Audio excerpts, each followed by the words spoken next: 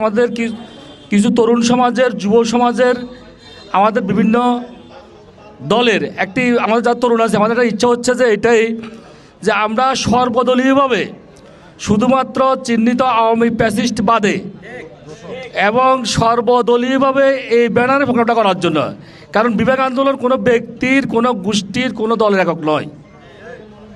তাই আমরা আজকে চাচ্ছি যে এখানে আমাদের মধ্যে অনেকের মধ্যে মত পার্থক্য থাকতে পারে, এখানে অনেকে অনেকভাবে আন্দোলন করে যাচ্ছে, কারো আন্দোলনকে অসম্মান করার, অস্বীকার করার সুযোগ নাই।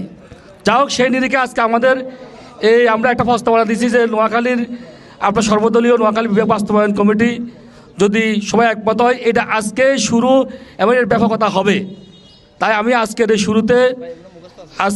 আমরা মত বিনিময় সভা শুরুতে আমি সভাপতিত্ব করার জন্য অনুরোধ করছি আমাদের এই অঞ্চলের একজন বয়োজ্যেষ্ঠ প্রিয় নেতা, যিনি একসময় পার্লামেন্ট ইলেকশনও করেছেন এবং একজন সাংবাদিক, সবাই ছিলেন, নোয়াখালী জেলা জামাতের সাবেক আমির জনাব ডাক্তার বোরহানুদ্দিন সাহেবকে আজকের সবার সভাপতিত্ব করার জন্য অনুরোধ করছি।